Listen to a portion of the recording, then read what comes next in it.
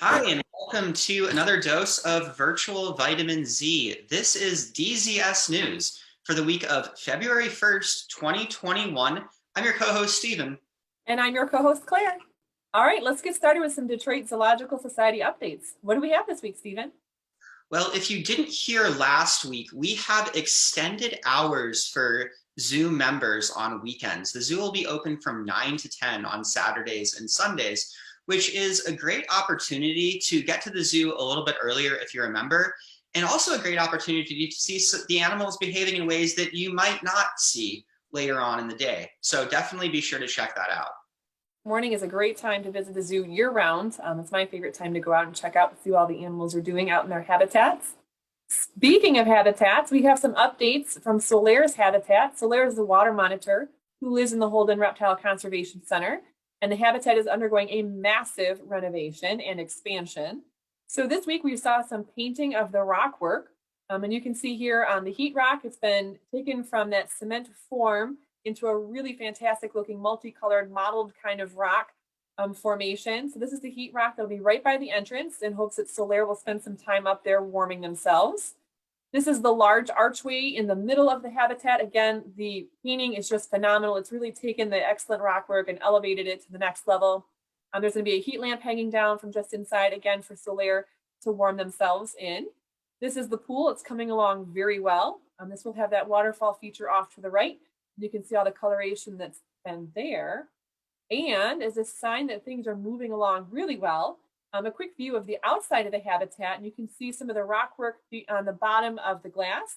So this is from the visitor's side, of course. So as the visitors are looking in, that rock work on the outside looks just like the rock work on the inside. So moving along, still several more weeks of things to happen, but we'll be bringing them to you every week. Claire, that update rocked. Well played, Stephen. Well played. Back to you for connecting with nature. All right, so as we mentioned last month, we're sharing some new segments, and this one is connecting with nature. Now, last month, we introduced you all to the idea of visiting a connecting spot. And this month, we have a new segment, or not a new segment, we have a new activity, meet a tree or a rock or a pine cone or anything else. So enjoy. This activity is called Meet a Tree, and this is a reverence building activity that will help us deepen our sense of awe and appreciation and wonder for other beings. Now, if you have spent any time at the Detroit Zoo with one of our education staff, you've probably heard them encourage you to take time and closely observe the animals who live at the zoo. And one of the reasons for this is it helps us build our sense of reverence for these animals, our sense of awe and wonder and appreciation of them, not just as a species, but as individuals. Now, this is an activity that we can also do with beings in our own neighborhoods, beings like trees or leaves or even stones or sticks. So the way this activity works is that you are going to find one of those beings. Maybe it's a tree, maybe it's a leaf, maybe it's a stone, maybe it's a stick. And you're going to closely observe that until you'll be able to distinguish it from other similar sticks or stones or leaves or trees. And by doing this, you'll be recognizing that this is an individual. You'll also be noticing some features that you might have otherwise overlooked, and this will help you build that sense of reverence, and it'll help you go out into the world with this new and renewed sense of awe and wonder. So I hope you enjoy. All right, Claire, back to you for our feature story. All right, you've probably seen this story at some point over the last several days. As many of you know, we are very proud to announce the birth of two polar bear cubs born here at the Detroit Zoo. They were born back on November 17th to their 8-year-old mother, Suka, and 16-year-old father, Nuka.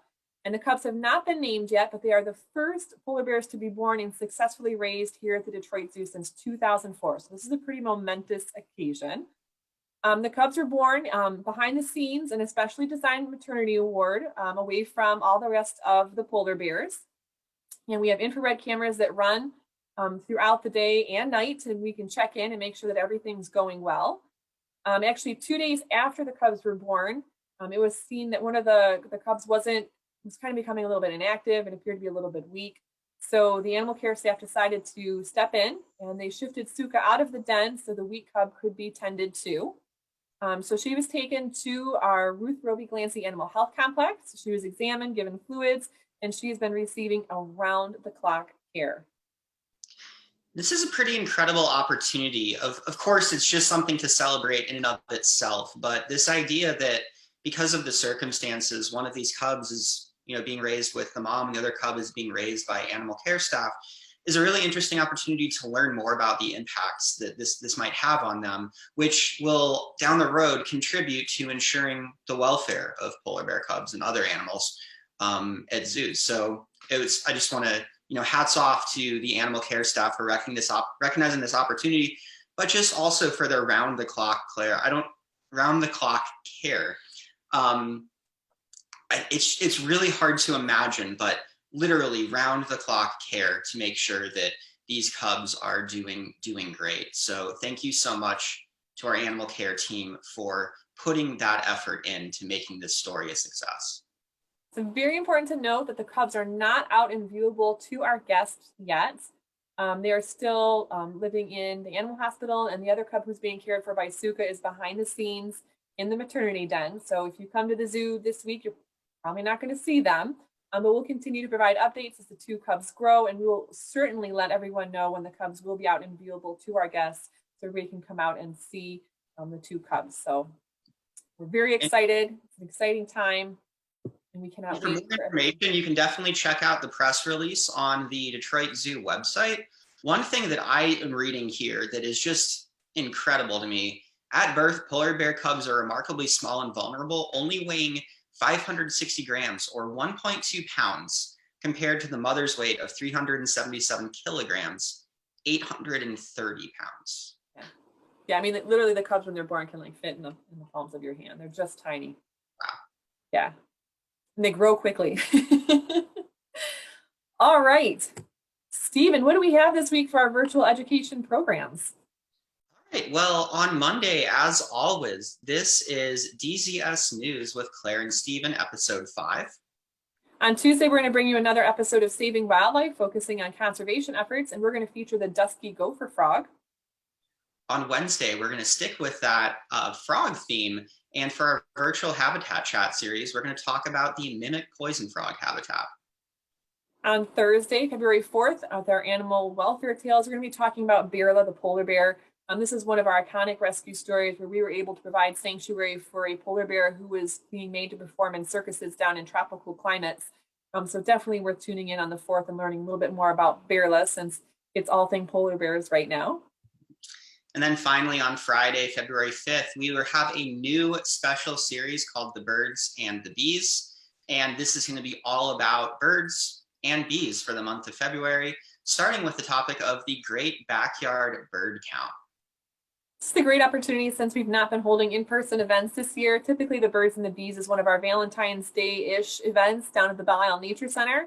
So in lieu of being able to hold it in person, we are bringing it to you virtually throughout the month of February. And just a reminder, we still have all of our virtual learning labs available on DetroitZoo.org. Click on the education tab. If you are or know an educator, please direct them that way for a lot of different opportunities about how we can bring some virtual vitamin Z into the classroom. And one in particular I want to call out is Virtual Day at the Zoo, where we give youth the opportunity to virtually visit the zoo through a really fascinating virtual platform. And families, we have Zoo Tots at Home. So if you have younger children at home, you can register for these courses. They're asynchronous, meaning you can use them on demand whenever it's convenient for you. But there's virtual tours of the zoo, there's craft activities, there's songs. They're a lot of fun and a great way to introduce the young people in your lives to the world of animals. Great gifts too, if you're looking for birthday gifts or other occasions. These are great things to send. They come with all the materials you need to do the activities. Well, that's it for this week's DZS News. As always, stay healthy, Detroit.